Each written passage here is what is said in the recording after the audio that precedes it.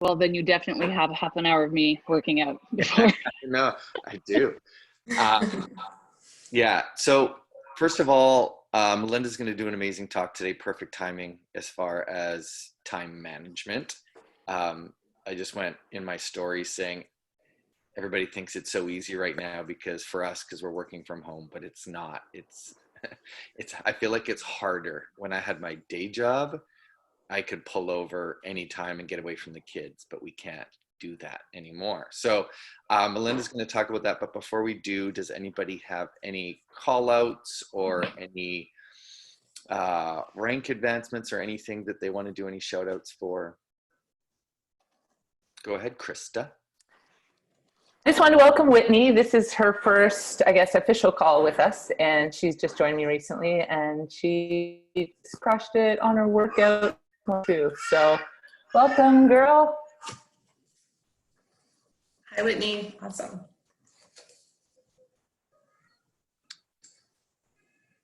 Anybody else? I know Angela is sort of there, but Joanna, you went Emerald, did you not? Congratulations to Joanna for hitting Emerald. If you're brand new, that is a coach on your left, a coach on your right. The first stepping stone to Diamond, which she'll hit easy, no problem. And then the cool thing about Emerald is it also gets you access to free leads, which are redonkulous right now. Free leads are basically people who go to teambeachbody.com and either buy a free trial or do a 3-month membership or buy a challenge pack. And basically what Beachbody does is they literally have their deck of cards and they deal all those people out to anybody who hits Emerald or and also hits SC5 or SC10. There's free leads and then there's paid leads. The free leads are basically the free trials. So if you're an Emerald and you hit SC5, they just literally hand those out to everybody who hits that. Some months you get one, months like this. I don't even know how, Joe, I don't know if you've kept track, Melinda, but I think it's like 15, 20. And then there's also, if you hit SC10 and Emerald, they hand out the people who bought challenge packs or Shakeology. And then there's also coach leads that I know Deb got one as well, where people sign up with Beachbody. So many people who sign up don't understand the process. They don't understand that they actually get a free coach.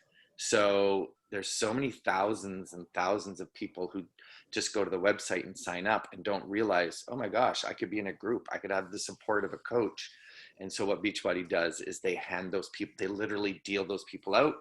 And once they get to the end, they start all over again. So again, they just keep handing them out to whoever's playing the game, which means you have to be Emerald and hit SC 5 or 10. And then I know for the longest time, I was guilty of not emailing those people, but now I know a lot. Put your hand up if you've ever emailed a free lead. Cool. Yeah. So half of us, which is awesome, are the people who are doing it this month. I think a lot of people have found some people are actually responding. Yeah. Rachel's got her thumbs up. Whereas in the past, a lot of the times we'd sent it out and nothing really happened. So I went back as far as I could and started emailing past people. And yeah, some people are actually responding, which is really cool. So it's a neat program and a good benefit of hitting Emerald and SC. Any other shout outs before we go on? No, cool. I'm going to let Melinda take it away. She's going to get into some time. Oh, one last thing. I don't know, even for myself, I don't feel like I get all the notifications from SoulFit. I don't know why. I'm going to look at the settings. I honestly don't know why, because I check Crush It and SoulFit daily. But if you're not, just put it, and Melinda's going to talk about time management, but that should be like one of your daily tasks. Don't spend a lot of time, but once a day, maybe just check the page, especially for new coaches. And I've missed them. I get that. It happens to all of us. But I think one of the cool things about this group is when you're a new coach and you bring on a new coach, it's exciting to introduce them, and it's nice to be able to support them. So I always think, do what you would want to have done, right? If you put a coach in there and nobody responds, it's kind of deflating. So just try and check in there once a day, if you can, or once every 2 days, depending on what your schedule's like, just so you can see any new posts that are in there, new coaches, etc.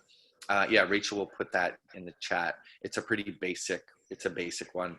Or else I'll share my Flow Desk one, so you guys can kind of kill two birds with one stone. You can see what it looks like in Flow Desk, and you can see the actual Daniel and the Tony email. All right, Melinda, you good to go? Hey, yeah. All right. So some of the girls on my team were talking last week about how, like Mike said, this is bananas, what we're doing right now. And a lot of us have full-time jobs and little kids at home, and we also want to work our businesses.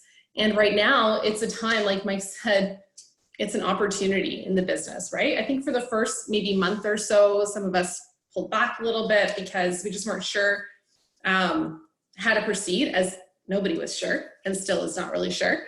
But now we're seeing that people need this and they need a solution. And we have a great solution. So it's time to kind of step up and work our businesses intentionally so that we can get it all done in a day. So this is what I've been doing, and I shared it in a live video with my team last week, and they liked it. So I thought I might just share it with the whole Soulfit. I've always been a big fan of time blocking. So I've always been super busy, even before I was working from home. When I was doing my, like, I'm a teacher, so when I was teaching, I used time blocking then too. So I have the Rise Planner, and I know a bunch of you have the Rise Planner. And the Rise Planner has, I'll show you, a time blocking page. And this is how I got into time blocking, was through using the Rise Planner. But I quickly ran out of space here. So I don't use my Rise Planner anymore. These lines are too small. But basically what time blocking is setting up a calendar for yourself where you're thinking ahead of time what you want to accomplish in the time that you have.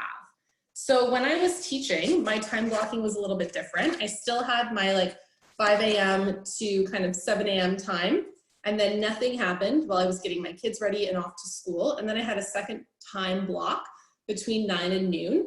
And then I had my time block where I was teaching, noon to 3. I had my time block after school, and then nothing until my kids were in bed. So I kind of worked in those time blocks, and I use a happy planner now.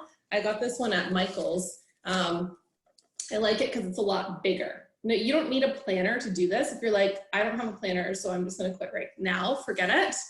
Just get a piece of paper and put some blocks of time on a piece of paper. Okay? It doesn't have to be fancy. It can be in a regular notebook. So for right now, what I'm doing is I'm setting up my day literally hour by hour. Everybody's schedules are going to be different in this time. Some of you have older kids, some of you have babies, some have, you know, you're still working, maybe you're still going into your job. So I'm gonna share what's working for me in terms of time blocking, and if it doesn't work for you, that's okay. I think you can maybe take it and move it around and see what works. So winning my mornings have been key, and I haven't been winning my mornings as much as I could. So I really want to get back to winning my mornings next week. It's been so easy to wait until the kids wake me up because I'm like, I have all day, I know where to go. Except then my day becomes refereeing sibling fights, entertaining a 4-year-old and a 6-year-old, making 25 meals, cleaning up, like it's busy. So I need to win my mornings. Sarah's shaking her head. We need to be accountability buddies and get each other out of bed in the morning. So I have my first time block from 5 to 8 a.m. I also have not been showing up on our Zooms in the morning because I've switched my mornings around. So I could sit forever in affirmations and reading and planning my day, and then my kids are awake. So I've been working out first, getting that done, and then going into all the other things that I want to do in the day, starting with what's most important. So what's most important for me right now is content and connections. So in the morning block between 5 and 8 a.m., I want to take care of myself with my workout, do my personal development. I use a Start Today journal, so I'll do my affirmations and gratitude. And then I want to make content for the day, and I want to connect with people. So that's happening before my kids get out of bed. And it's happening because I'm super intentional about it. Otherwise, I wouldn't get around to it during the day. So I'm coming up with one post that I can share in the morning at some point in the day. And I try to write it, and I write it actually in Instagram and save it as a draft.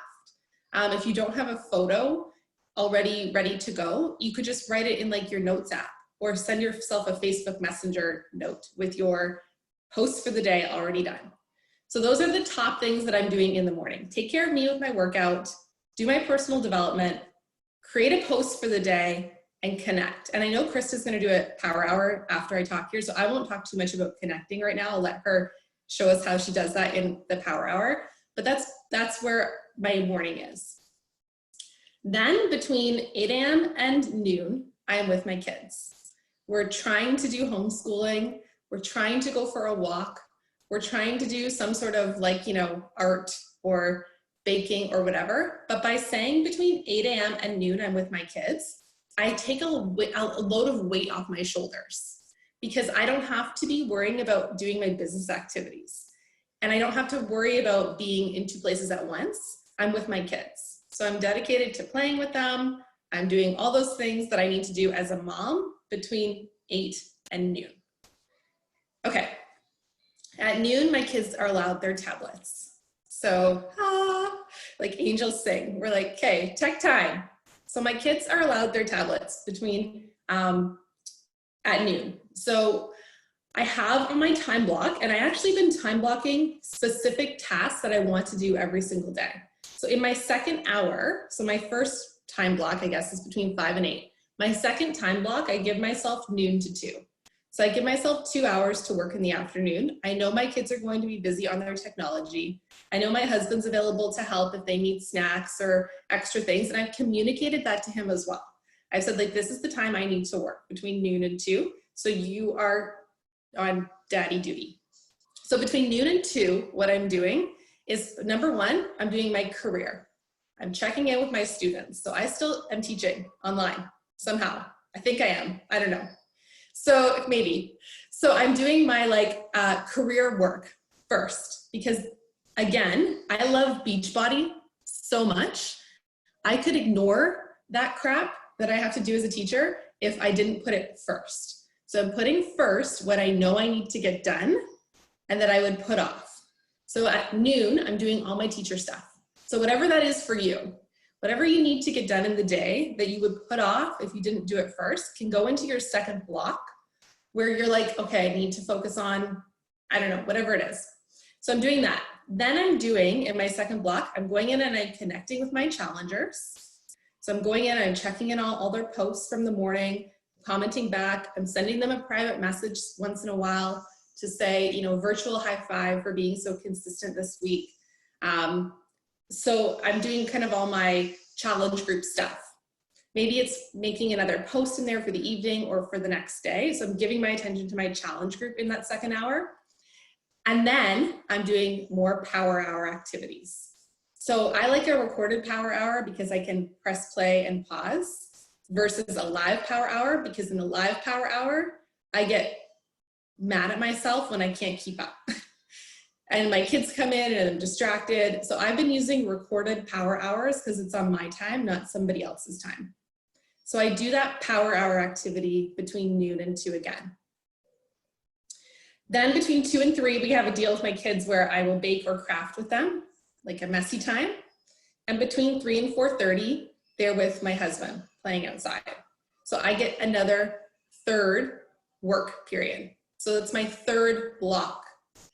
During my third block, I'm allowing myself to do projects because I did everything that's already important in the day. I connected, I posted content, I did my power hour. Now I'm allowed to do projects. So projects can be things like welcoming new coaches with a graphic, or creating a free group, or all those fun things that we love to do as coaches that take away from the actual income producing activities. It might be things like making a new banner for your challenge group that's coming up, or scheduling posts, sending out emails, right? Those things are great to do, but you need to do the other things first. You need to have great content posted, and you need to do a power hour of connecting. And once you've got those things off your plate, then in your third chunk, you get to do the fun stuff. Okay, so then in the evening, I'm with my kids. We do dinner, we play outside, we do bath, we do bed. I try to put them to bed. They don't want to go to bed. I try again. And eventually, eventually they get in bed. And that is when I will do whatever didn't get done in the day. I'll kind of look back at my list and look at what didn't get checked off. Or lately, because our days have been so crazy, we've been really trying to focus on like couple time in that last hour of the day, watching a show, being, you know, having conversation, whatever that needs to be. If I need to work in the evening, something that's really helped me, and I learned this from Mel Mitro, and it was a game changer, is telling my husband specifically what I'm doing. So not, hey, hon, the kids are in bed after a crazy day, I gotta go work. Because that feels like I'm putting my work before my marriage. And for the person who's on the other side of that, that can feel really yucky, right? Like that can feel really yucky for the person who's like, you know, used to have the wife who would watch TV or have conversations at night, and now she's like constantly head in her laptop. If I tell him specifically what I'm doing, hey, hon, there's a team call tonight. This is the speaker. I'm so excited to hear from them. Hey, hon, I have a new challenge group starting next week. I really want to connect and send out 20 more invites tonight. If I'm super specific about what I'm doing, then he's more likely to be really excited about it versus mad that I'm choosing to do work over, you know, connect. So that's kind of been really helpful. And I know a lot of my new coaches find the same thing where they're like, oh my goodness, I'm getting pushback from my husband because I'm like constantly distracted now, or my head's always on my phone. By using time blocking and a list. So if you have your calendar with you, I encourage you, we've got 10 minutes. Even just starting now with figuring out, okay, what do I need to put on my list for each day? So I have my blank kind of calendar for next week with all my time. The first thing that you need to do is fill in the things that can't move. So if your kids have homeschool Zoom meetings, or if you have work meetings that are at specific times, or you have trainings that you definitely want to go to, or you have power hours that you want to be a part of, or whatever those things are, those go in first. So you put the non-negotiable things that can't move around first. So for us this week, we signed her up for music class online. It's been like the best thing ever. And that's at 11. So I'm going to write those in twice a week. And then I'm going to add in my family time. So between 8 and 11, you could just even jot it down, or homeschool time or family time or whatever that needs to be in the blocks that you're choosing. Hi, Maisie. You want to say hi? No? And then figure out, look at Sarah's waving at you. Remember Emily from the beach? And then in your day, you're going to start to see white space appear. So everybody's white space is going to look different. You have different job schedules right now. You have different, partnerships with kids or parenting or whatever. So your white space is going to look different than my white space. But wherever the white space starts to appear, that's where I would love for you to start thinking about your jobs as a Beachbody coach. Go to the business activity tracker and actually slot in where you're going to do all those things. So slot in, when am I going to connect? Slot in, when am I going to invite? Slot in, when am I going to write a post? When am I going to check in on my challenge group? When am I going to do my workout, do my personal development? If you start to write it all down, it's like that meme that's going around with the to-do list instead of the to-do list. It's super satisfying when you can check off things as you go through your week. Evelyn's outside, Maisie, you can go say hi. Yeah. Our neighbors walk by and they wave. So this was kind of 2 weeks ago, and I have all my little check marks checked off. I have things that I've crossed off, things that I've checked. Sorry, guys. I even wrote down some of the things, Maisie, go downstairs to talk to Roni. I even wrote down some of the things that I wanted to kind of push myself to do off in the side. And if I ended up with more time, because I'm working from a list, so I'm super intentional between noon and 2 when I have time to work. I'm not like, what am I going to do today? Right? I already created this list. I already know what I'm doing. So when I can be that intentional and I can go right to the list and see right what the task is, then I'm finding I'm actually working faster. And if I'm working faster, then I can go to that extra little spot off to the side where I'm like, oh, I wanted to improve my coach's training, or I wanted to clean up our backyard. We still have leaves out there from last fall. So those things all go on my list off to the side as kind of optional things to slot in if I have the time. Is that helpful? Yeah. Does anybody have questions? I don't know. You just leave it kind of open on your desk all day? Like I find I'm really good at writing the list, and then I'm really bad at following up on the list. Yeah, so I do. I leave it open on my desk. It's a really good point is when we're working from home to have somewhere to work. So I'm really lucky to have a spare bedroom with a desk in it.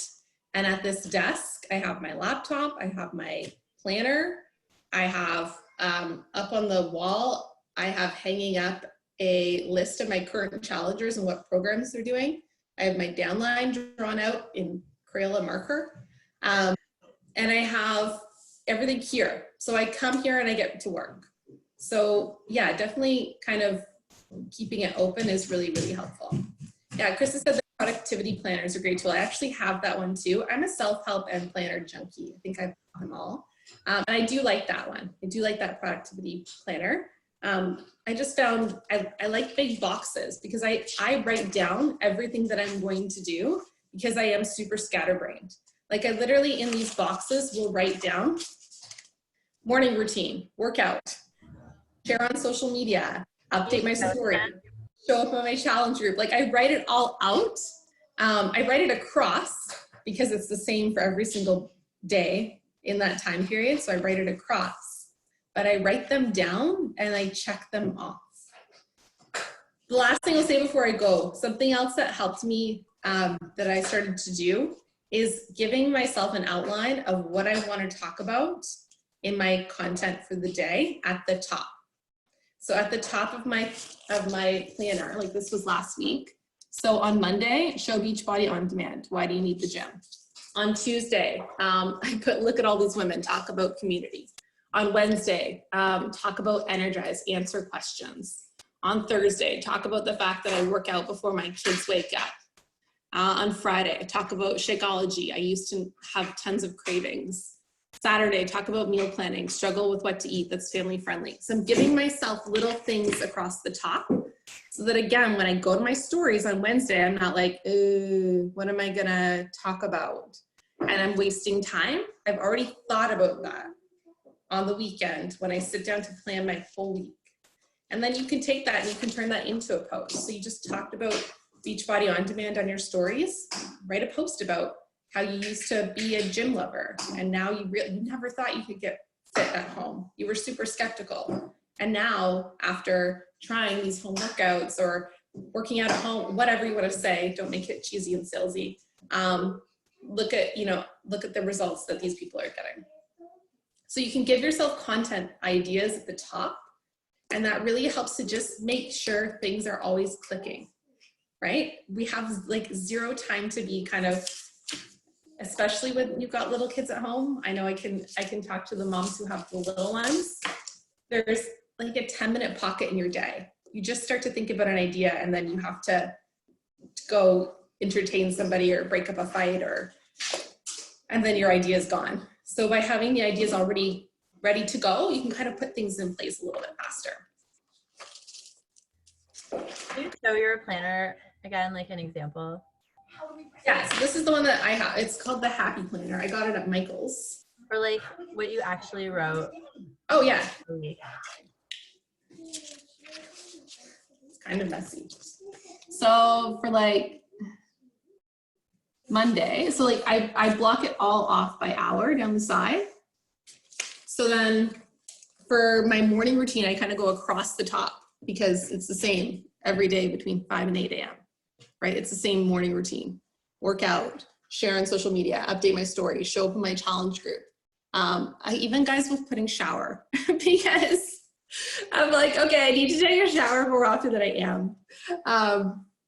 So I was putting all those things across the top. And then here, between 8 and 9, I'm doing school with my kids. So Maisie had a dice math thing she had to do last week. We had to send a picture. So I put that in. Clean up outside. Snack time. Be available to play. Clean up a little. Like, I don't like to play with my kids. I'll be honest. I'm not a player. So I write that on my schedule. Be available to play. Because for me, I want to be a connected mom who plays with their kids. I'm giving myself time in the day to be available, where I don't have tasks to do for work. I'm available to play with them. And then Zoe's music class is 11 to noon. And then so from noon to 2 last week, I was doing schedule all my challenge groups, schedule school for the week, do a power hour. And then craft time, snack time. I wanted to type up something. So project hour is kind of between 3 and 4. So things I wanted to type up, pictures that I wanted to edit. So that goes kind of in that third block. But I'm really finding working in 3 blocks is giving me enough time to do all of my business growth activities. As long as I can get that morning block in where I can be super focused and effective and do my content and do my connections. And then in my second block, I do my career stuff and a power hour. And in my third block, I do the fun stuff, the projecty stuff. Right? So Melinda, question then, if you're working in those 3 blocks, then are you finding you don't need to work in the evening? Because that's my struggle right now. Yeah, I'm not. I'm trying not to work at night. I used to work at night a lot more, but with the days being so long right now, and with Mike and I we're really trading off a lot on, and I'll speak to it kind of as a married person who wants to maintain a marriage. I'm not working at night. And my kids are also staying up later because of quarantine life. So my kids are staying up later. I'm tired by the time it's the end of the night. I'm really not working much at night. Last night, I took a bath, which was awesome, and listened to a book on Audible. So I mean, did my personal development at night, but I'm not really working at night. If there's a team call that I want to be on, then I will definitely make it a point to be on that. But I'm not working as much at night as I used to, for sure, because Mike and I need time to just like, and for my own mental health too, like I need to watch Schitt's Creek at night and laugh and do something that's not related to coronavirus or parenting. Or yeah, okay, because that's what I'm struggling with right now. If it's not getting done in the morning, it means I'm doing it at night, which means I'm working basically like 20 hours a day between everything, and it's just. And you know what? That's not something that you can maintain.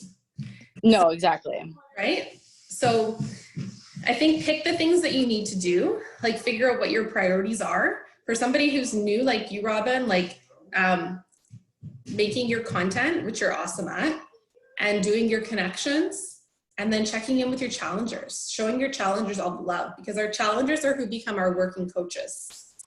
So making sure that we're really giving our challengers an amazing experience, and making those the 3 things that you do every single day. And then from there, all the extra stuff is extra stuff. Okay, awesome. Thank you. No problem. All right, I'm going to pass it over to Krista. She's going to tell us how we should be connecting.